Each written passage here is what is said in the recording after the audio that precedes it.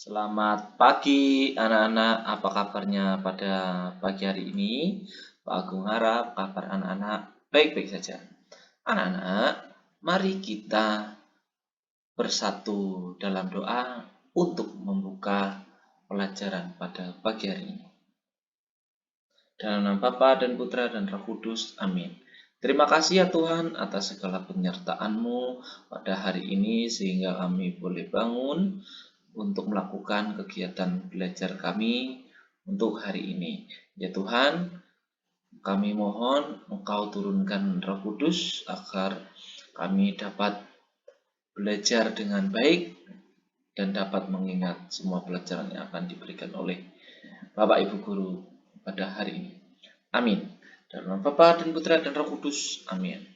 Nah, anak-anak, tema kita yaitu peduli terhadap makhluk hidup, sub pembelajaran 2, keberagaman makhluk hidup di lingkunganku, lalu pembelajarannya 1 dan 2. Anak-anak, KD yang akan kita pelajari yaitu 3.3, menggali informasi dari seorang tokoh melalui wawancara menggunakan daftar pertanyaan. Lalu 3.1, menganalisis hubungan antara makhluk, antara bentuk dan fungsi bagian tubuh pada hewan dan tumbuhan. Lalu 3.1, mengidentifikasi karakteristik ruang dan pemanfaatan sumber daya alam untuk kesejahteraan masyarakat dari tingkat kota, kabupaten, sampai tingkat provinsi. Adapun tujuan pembelajaran pada pagi hari ini yaitu menggali informasi dari seorang tokoh melalui wawancara menggunakan daftar pertanyaan. Selanjutnya menganalisis hubungan antara bentuk dan fungsi bagian tubuh pada hewan dan tumbuhan. Yang terakhir sumber daya alam yang dapat diperbarui. Mari kita belajar untuk KD 3.3, menggali informasi dari seorang tokoh melalui wawancara menggunakan daftar pertanyaan. Di sini ada percakapan ya, yang dimana akan kita pahami setelah kita membacanya. Mari kita membaca. Ica, hai Santi, apa kabar? Santi pun menjawab, kabar baik Ica. Ica pun menjawab, apa yang sedang kamu lakukan Santi? Santi pun menjawab, aku sedang merawat dan memberikan makan kucing kesayanganku yang bernama si Pelang. Lalu Ica pun menjawab, wah, kamu rajin sekali ya. Lalu Santi menjawab, kita harus memelihara hewan peliharaan dengan baik.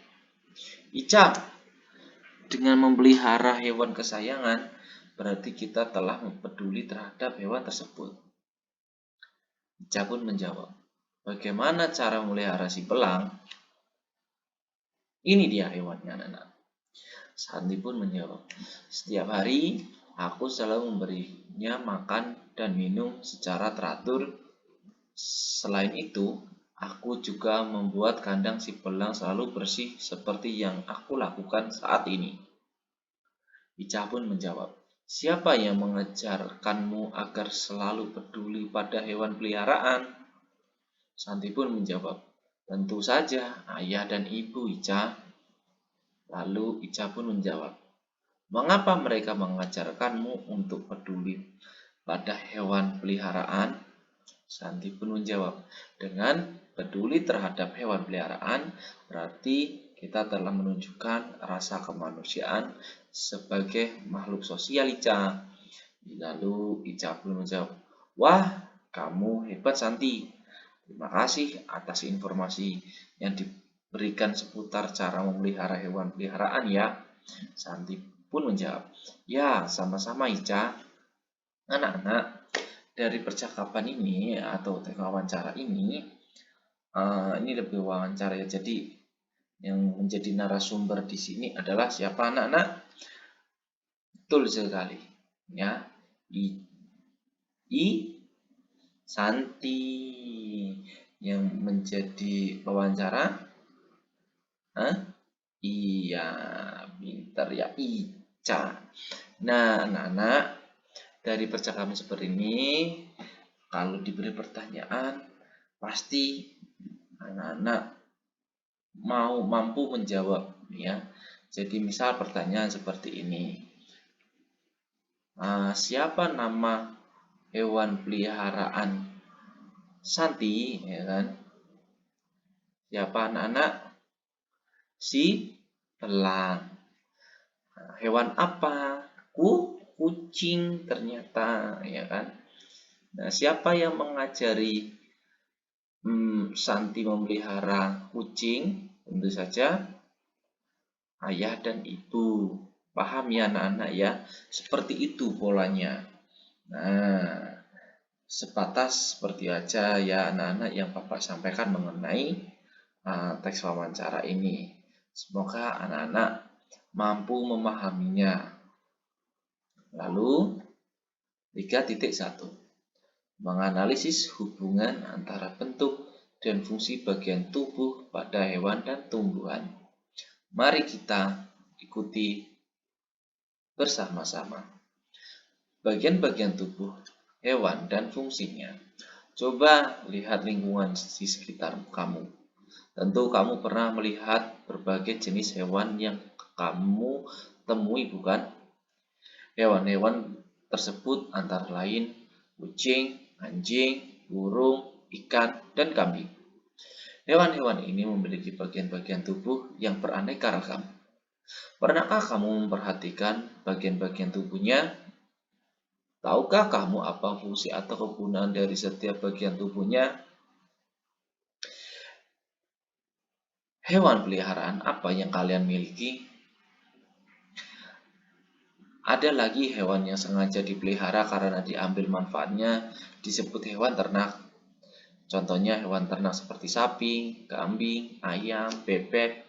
Dapatkah kalian menyebutkan contoh hewan ternak lainnya? Silakan anak-anak jawab. Bapak beri waktu 5 detik. 5, 4, 3, 2, 1, selesai. Betul sekali anak-anak. Berarti anak-anak sudah paham ya hewan-hewan peliharaan. Hebat. Sedangkan hewan yang hidup di alam bebas dinamakan hewan liar. Contohnya hewan liar seperti singa, harimau, gajah, jerapah, serigala, dan lain-lain. Dapatkah kalian menyebutkan contoh hewan liar lainnya? Beri waktu 5 detik. 1, 5, 4, 3, 2, 1, selesai. Hebat sekali anak-anak dapat menjawab dengan baik. Anak-anak, ini adalah hewan. Ya, kelinci, kucing, ikan, anjing, ya, ular. Nah, paham ya anak-anak ya? Ini adalah macam-macam hewan yang dapat dipelihara dan hewan liar. Anak-anak, mari kita perhatikan gambar berikut. Hewan apa ini anak-anak? Betul sekali, ini adalah kucing. Kucing memiliki telinga, lalu mata, lalu hidung, mulut, dan kumis. Mempunyai kaki, ada 4, ekor 1, dan tubuhnya. Paham ya? Berarti ada 1, 2, 3, 4, 5, 6, 7 ya. Ada banyak. Tubuh juga. Mari kita pelajari bagian-bagian hewan berikut. Bagian-bagian tubuh kucing. Pada kepala kucing terdapat mata yang berfungsi untuk melihat, telinga untuk mendengar, hidung untuk mencium, mulut dan gigi untuk mengunyah makanan.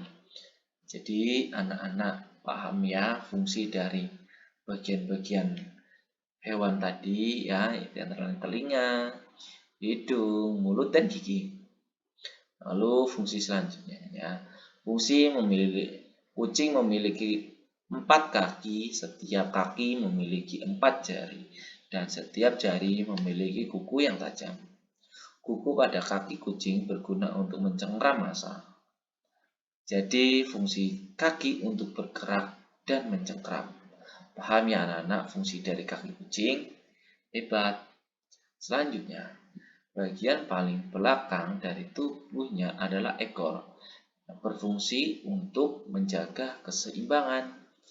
Anak-anak sudah paham ya, kalau hewan punya ekor yaitu untuk menjaga keseimbangan.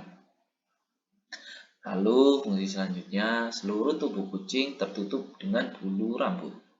Rambut ini berfungsi untuk menjaga tubuh agar tetap hangat. Nah, sudah paham ya mengenai bulunya.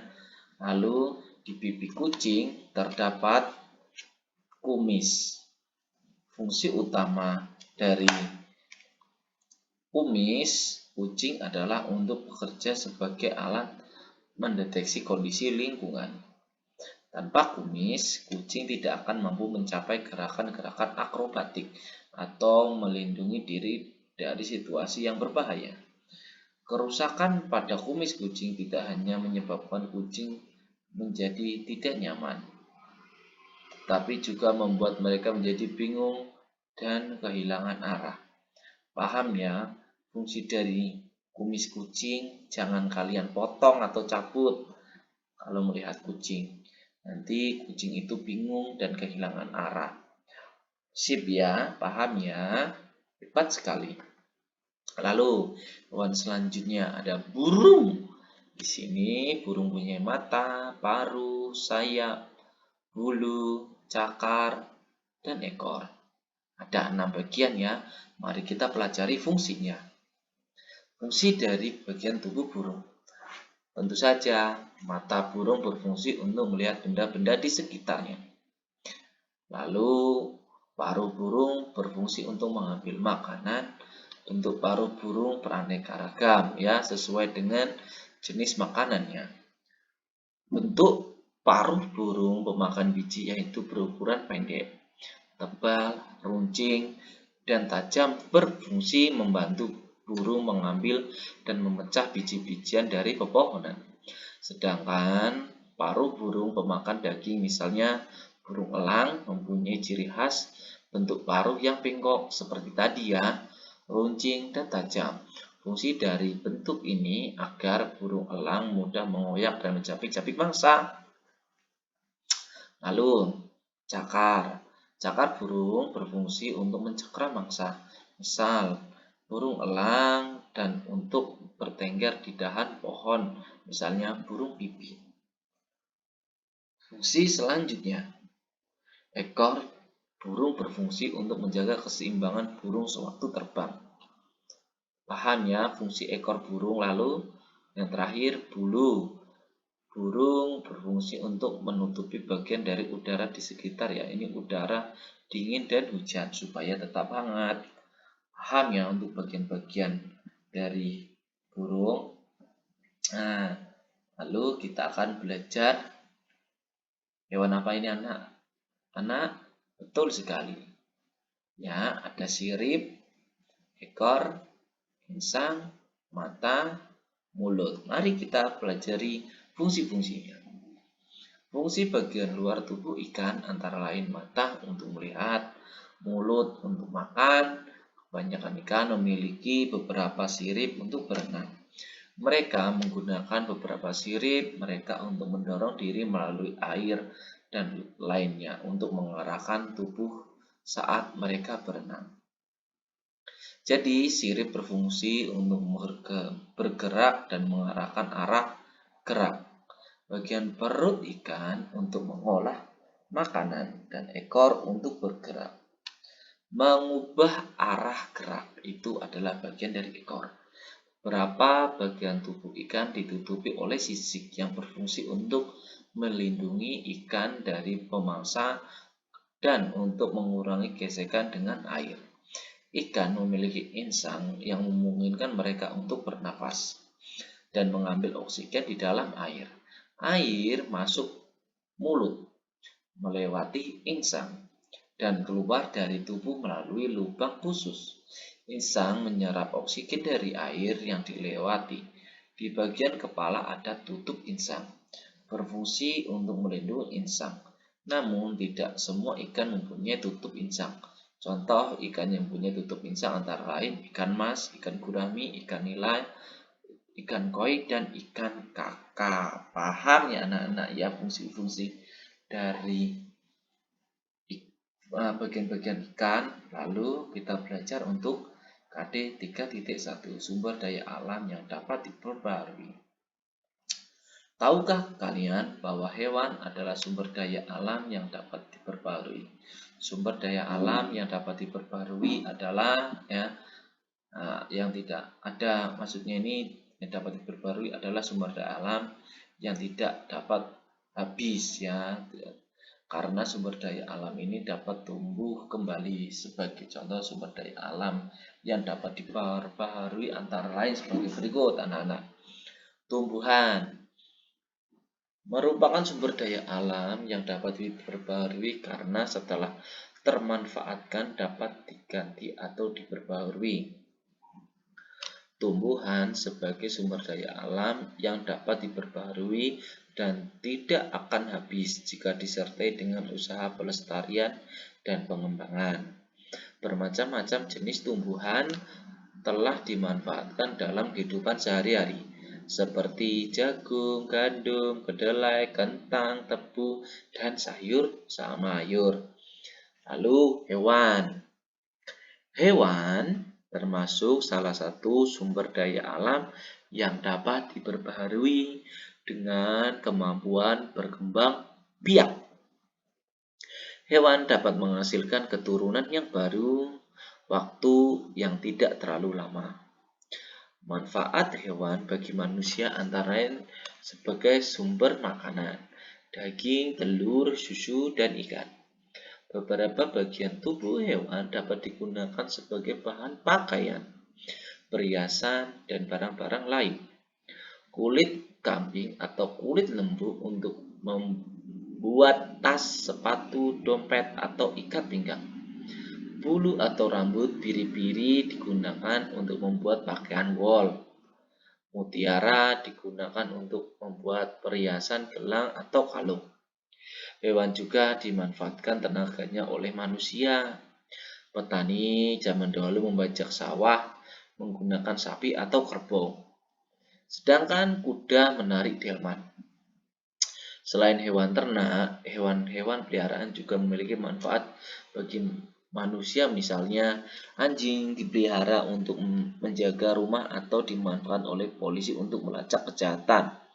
Ini adalah gambarnya anak-anak ya. Ini untuk menggarap sawah, kerbau. Ya, ini ada mutiara ya, kerang ini ya. Nah, adakah orang tuamu yang memelihara hewan seperti ayam? Tentu saja, pasti ada.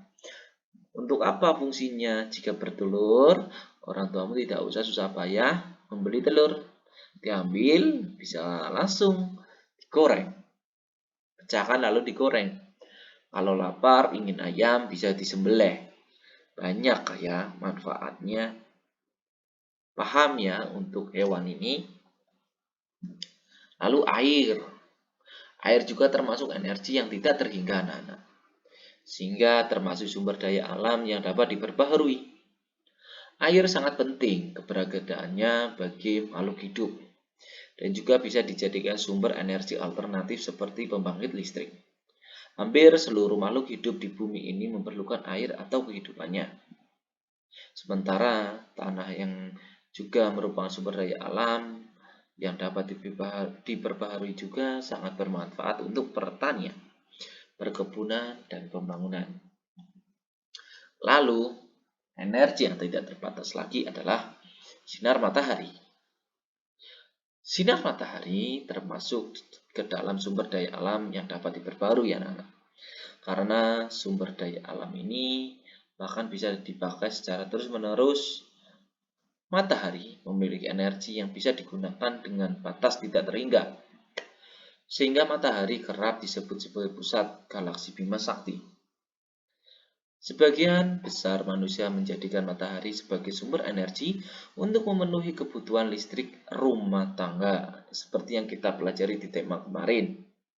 Karena sangat ramah lingkungan, sedangkan sebagian lagi menggunakannya untuk menghidupkan pemanas air atau pemanas ruangan. Lalu ada angin, anak-anak. Angin disebut juga udara yang bergerak. dan biasanya digunakan untuk manusia untuk membangkitkan energi listrik tenaga angin atau bayu.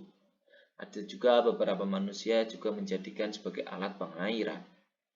Sama seperti matahari, angin juga memiliki kuantitas yang tidak terhingga. Energi alternatif dari angin ini terbilang sangat murah dan ramah lingkungan. Terima kasih ya, anak-anak sudah mengikuti pembelajaran pada hari ini. Nanti anak-anak, Bapak harap anak-anak tutup dengan doa sendiri-sendiri ya. Nanti Bapak kirimkan soalnya di Google Classroom.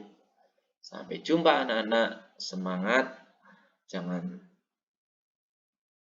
berkecil hati. Jika anak-anak masih belum paham, silakan diputar kembali untuk videonya.